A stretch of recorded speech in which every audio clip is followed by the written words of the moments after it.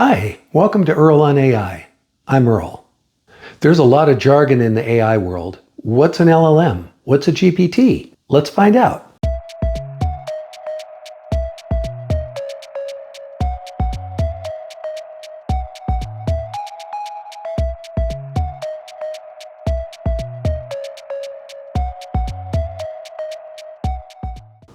One phrase you might hear is generative AI. What does this mean, and how is it differentiated from other capabilities of AI? Generative AI is creative.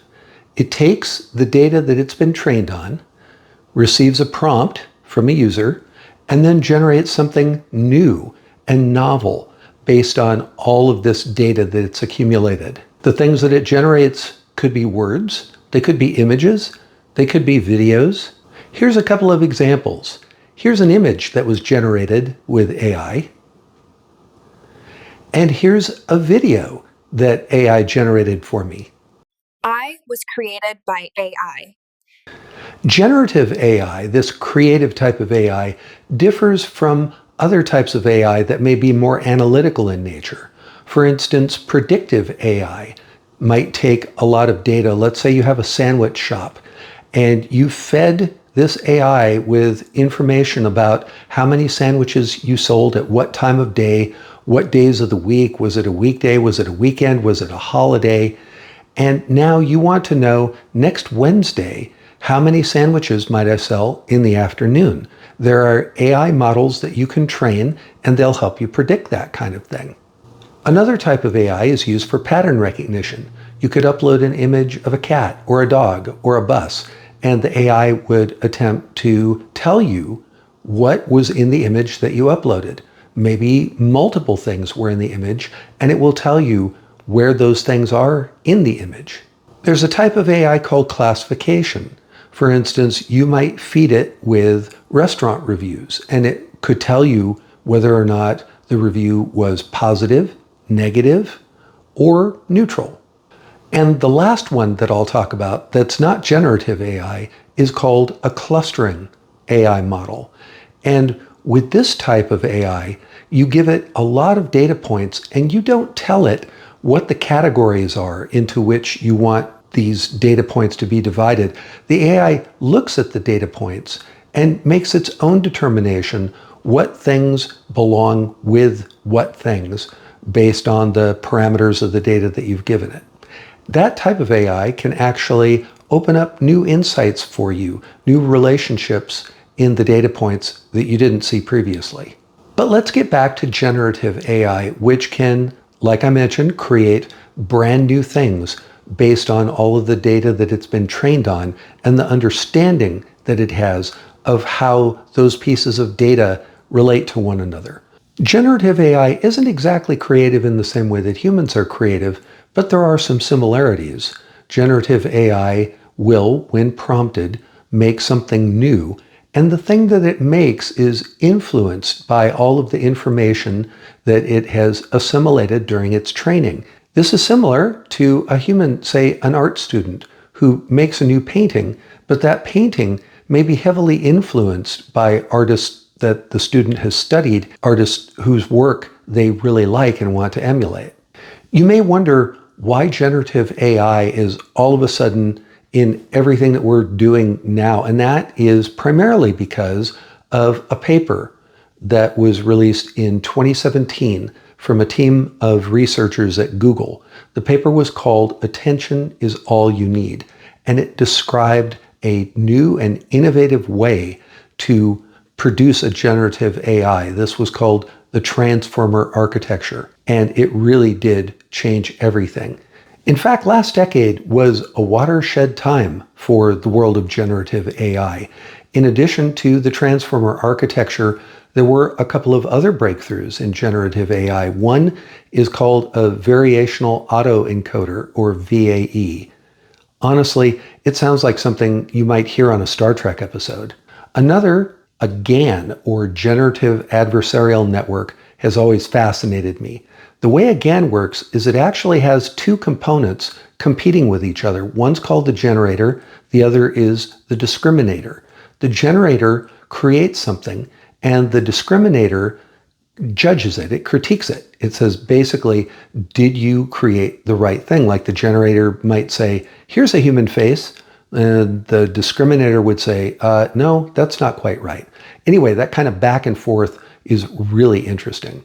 And other work in the generative AI field actually dates all the way back to the 1980s with work in things called recurrent neural networks. However, the transformer architecture is what has really catapulted generative AI onto the scene. So what's a GPT? Well, I mean, pretty much everybody has heard of ChatGPT, and especially if you're watching Earl on AI, you're probably interested in AI and you've heard of ChatGPT. It was the first general purpose internet chatbot to take the world by storm. And it got everybody's attention, everybody was talking about it, everybody was amazed by it. But why did they use the letters GPT? What does that mean? It stands for Generative Pre-trained Transformer. So let's go through those three letters based on what we just talked about regarding generative AI. Generative. Well, it is. It's a large language model. It's generative AI. Pre-trained means that the model has gone through the initial training process. We just talked about how generative AI models are trained with a lot of data. And it's a transformer, which means that it uses the transformer architecture described in that 2017 paper released from Google. So you might be thinking to yourself, wait a minute, Claude and Gemini, those are all generative AI. They all went through the training process, which includes pre-training. They use the transformer architecture. They all do. This transformer architecture that came from that 2017 paper by Google. So aren't they all actually GPTs? That's a nuanced question. In a sense, yes, the answer is yes. They hit all of the letters to be a GPT. However, the introduction of ChatGPT and OpenAI's kind of capture of the mind share regarding that phrase has led to this phenomenon where what you're more likely to hear is large language model. Okay, I just opened up another can of worms with another phrase, large language model. Well, the way that I like to describe it is by taking those three words in isolation and understanding how they all interrelate to the concept of a large language model. So let's start with model. Is it like a model train? Is it like a fashion model? Not exactly, but it is trying to take what it learns about the world and then model that in a way that can enable it to generate creative content. So let's take the word large. Does this mean that there are small language models? It actually does. Small language model is a recognized term. What constitutes a small language model versus a large language model has kind of morphed over time as the size of these models, the practical size of them, has increased. For instance, in the last episode, we talked about running your own local AI. And if you're going to do that, you're probably going to use models that are in the range of 5 billion parameters, 7, 10, maybe 20 billion parameters. That's huge. However, when you compare it to the large language models that are running in the cloud, things like Gemini and ChatGPT that are probably in the trillions range of parameters, it's not large. It's pretty small by comparison. So something like Mistral or Gemma or GPT OSS, are those a large language model? Well, if you compare them to things that we had just a few years ago, yeah, they're gigantic. But are they a small language model? Because they're much smaller than the parameter counts and other factors of the models that you see in the cloud. Both are actually correct, depending on the perspective from which you look at this. The last part of large language model that we'll cover is the language piece. Typically, when we're talking about a large language model, we mean that we're interacting with it in human language, either typing or talking to it. However, a lot of the models these days are becoming multimodal, which means that they can freely intersperse text or images or sound, and they know how to deal with all of those. It's a fascinating new development in the world of online AI services. Another word you might hear thrown about is tokens. You interact with your AI chat system with words, but the AI chat system under the hood isn't dealing with words, not exactly. It's usually dealing with tokens. It will take the words that you give it, and it will use a process to break those into tokens that it can recognize, kind of like a translator. One token might be a one-to-one relationship with a word, but one word, like the word unbelievable, for instance, might have multiple tokens. It might split that into a token for un, a token for believe, and another token for a bull. So therefore, you're not exactly sure how AI is turning your words into tokens, but you don't need to worry about it, because what happens is you give the AI whatever material you're going to give it to process. That could be language, that could be an image, it could be audio. The AI breaks it into tokens. With words, it does this with letters and groupings of letters. When it comes to audio, it might break the audio into tiny chunks or pieces of the audio that you gave it. With an image, it might break it down into various sections of pixels, each one of those representing a token. Tokens go into the AI model. The AI model digests those, it processes those, it goes through all the layers of what are called inference steps that it's going to use to then give you some output. And once the inference process does its thing, it actually, at the end, spits out more tokens, and those tokens get translated back into something that you could recognize, for instance, language. Now, why might you hear that word tokens? How might that come up? Well, there's a couple of different ways. If you run your own local AI, or if you're studying the characteristics of online AI services, you may hear about a context window. Think of it kind of like the short-term memory of an AI.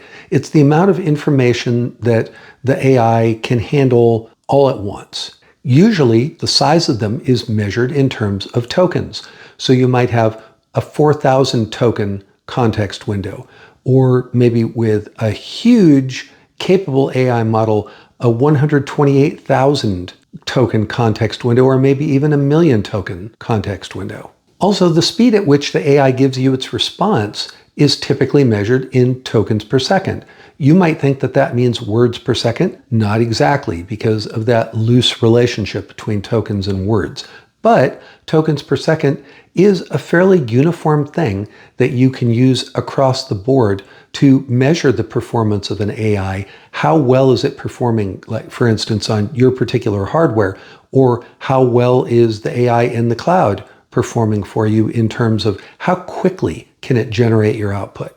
Now, when we covered local AI and running AI on your own system, we talked about the fact that sometimes the speed at which the tokens come out, the tokens per second, might be inversely proportional to the quality that you get. So if you have a really big model with lots of parameters, you might get less tokens per second. You might have to wait a little bit longer for your answer, but the answer that you get might be more accurate. It might be less prone to hallucination. So that's the performance trade-off.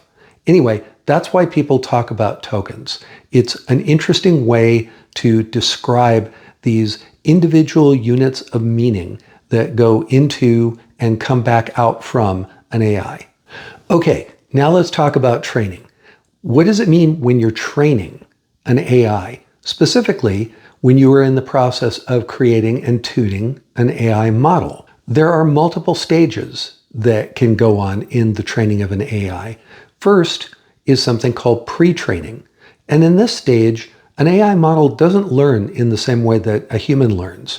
That is, unless, of course, when you were learning whatever topic you were interested in, they piled 1 billion books on your desk and said, read these all and then get back to me.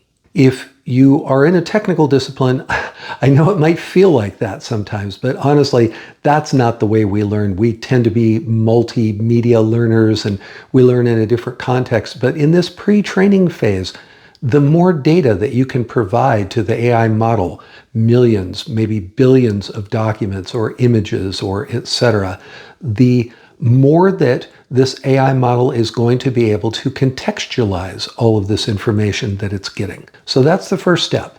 After the pre-training, fine-tuning adjusts the model to meet particular goals. For instance, a model might be fine-tuned to be good at programming. Reinforcement learning through human feedback is another tuning stage where the model is given rewards when it gets things right. For instance, it might say, well, in this particular situation, you didn't break out of your security guardrails, or you didn't say something inappropriate to the user, so here's a cookie. And you give the model this reward, and that helps to dial in the training of the model so that it will exhibit those characteristics going forward. So finally, when you're all done with this, you've done your pre-training, you've done your fine-tuning, you've done your reinforcement learning from human feedback. Now the model is kind of stuck in time. It's almost like it's frozen in that state. It won't learn anything more from that point forward. But there are ways that we can work around that. This is the last topic we'll cover. It's another phrase that you might hear in the AI world, especially if you're using AI in a business context. It's called Retrieval-Augmented Generation. Retrieval-Augmented Generation, or RAG for short, is a way to give the model some additional context to keep it on track, help it not to hallucinate, and also give it some awareness of things that have happened since it was trained, or maybe some things that it never had access to during its training, like your own proprietary store of documents. And here's roughly how it works. You take the information that you want to be available to the AI, for instance, maybe your store of documents, or a particular set of current events. You put this through a process that turns it into a vector database. Now, this vector database might be quite different than the databases that you're used to. It enables you to perform something called a semantic search. When you do a search, it's not just looking for raw keywords. It is actually searching with some contextual meaning, and the results that it brings back from the search are a lot more contextually related to the terms or phrase that you used during the search. So how does this help a large language model? You might ask. Well, here's how you do it. You first create this database that enables the semantic search. Then when a user types in a prompt into this overall AI system, the first thing that happens in retrieval-augmented generation is the retrieve. It takes the user's prompt, it does a semantic search within its database to see which things are in that database that are contextually related to what the user asked for. The next stage is augment. The results that were retrieved from the database and the user's prompt together are given to the AI. This gives the AI both what the user asked for in terms of the prompt, and it also gives it some extra information, whatever documents were retrieved, to help give the AI additional data that it can use in formulating its response. And then the generate. Now that the AI knows what the user prompted, and the AI has the additional benefit of this information that was extracted from the database during the semantic search, it can give you a more comprehensive answer, and one that is grounded in the reality of the data that you stored within that database. So to sum up on retrieval-augmented generation, it has several advantages. First off, it can give the AI access to things that it was never exposed to during its training. Those things might be your own particular documents. And when the AI gives you the response, it might even include citations to your documents so you know where it got the information from.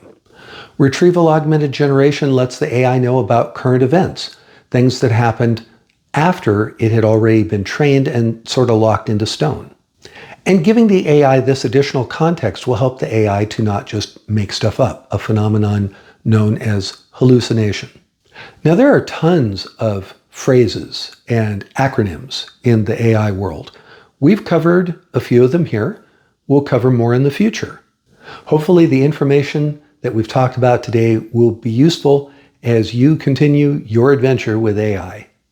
If you enjoyed this content, please consider giving a like and subscribe, and also clicking on the bell to be notified when new episodes become available. And in the comments, let us know, are there other AI terms, phrases, acronyms, etc. that you've come across and you're curious about? Would love to hear your thoughts. Thanks for watching Earl on AI. I'm Earl, and I'll see you next time.